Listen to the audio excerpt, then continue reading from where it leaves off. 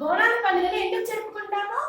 అమ్మవారికి బోనం సమర్పిస్తూ మొక్కుకుంటాము. ఇది మనకి వర్షాకాలం కదా, ఈ సీజన్ లో చాలా వైరల్ ఫీవర్స్ వస్తూ ఉంటాయి.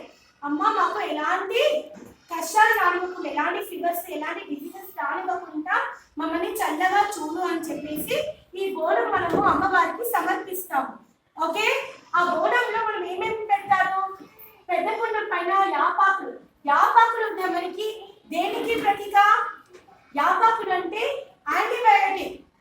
మనకి ఇన్సెక్ట్స్ వల్ల మనకి ఎలాంటి హాని కలగకుండా యాపాకు, మామిడాకులు మనము యూజ్ చేస్తుంటాం.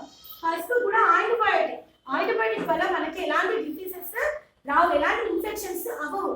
అందుకని పసుపుతో కూడిన మట్టితో కూడా మనకి చాలా బెనిఫిట్స్ ఉంటాయి.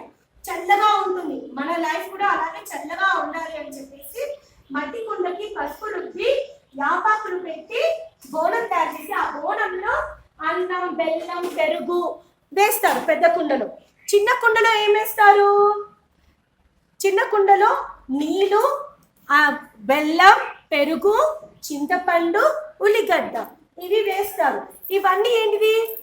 చింతపండు, ఉల్లిగడ్డ, పెరుగు, బెల్లం, వీటితోటి మనకి చాలా బెనిఫిట్స్ ఉన్నాయి. ఇవన్నీ న్యాచురల్ ఇంగ్రీడియంట్స్, అవునా? ఇవి చల్లగా మనకి అంటే మన బాడీని కూల్ చేస్తుంది. ఇలాంటి క్లైమేట్ లో మనకి ఎలాంటి డిసీజెస్ రాకుండా, ఎలాంటి ఇన్ఫెక్షన్స్ రాకుండా మనని చూడమని చెప్పేసి అమ్మవారికి బోనం సమర్పిస్తాం. ఎప్పుడు మనం గుమ్మానికి మామిడాకులు కడతాం, అవునా? దానివల్ల మనకి ఫ్రెష్ ఆక్సిజన్ వస్తుంది. యాపాకు వల్ల మనకి చాలా బెనిఫిట్స్ ఉంటాయి. అది యాంటీబయాటిక్. ఓకే, వీళ్ళందరూ ఎవరు? పోతురాజు. పోతురాజు ఎవరి తమ్ముడు? అమ్మవారి తమ్ముడు పోతురాజు. పోతురాజు ఏం చేస్తాడు? ఎవరైనా తప్పు చేస్తే, పాపాలు చేస్తే వాళ్ళని పనిష్ చేస్తాడు. మీరేమైనా మిస్టేక్స్ కానీ తప్పుగా చేస్తున్నారా? మీరందరూ గుడ్ స్టూడెంట్స్ కదా?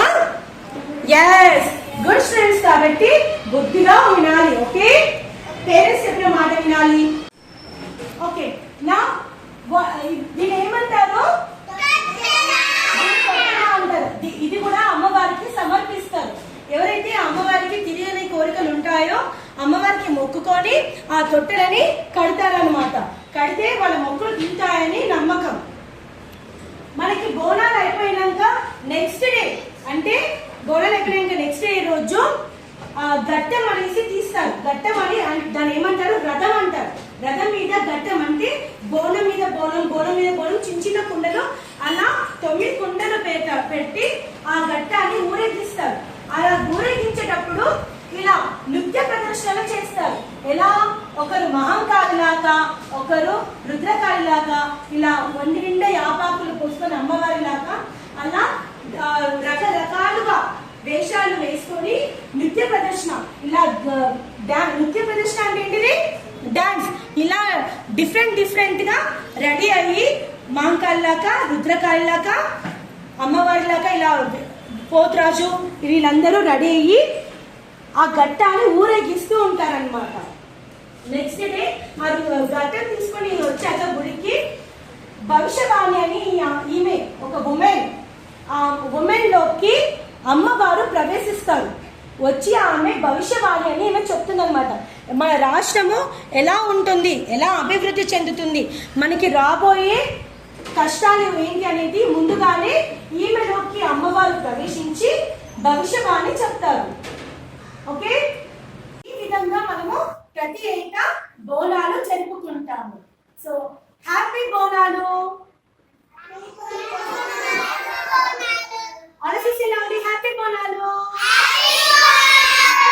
మీరందరూ మీరు ఎలా బోనాలు చేసుకున్నారో నాకు మళ్ళీ రేపు వచ్చి చెప్పాలి. ఓకేనా?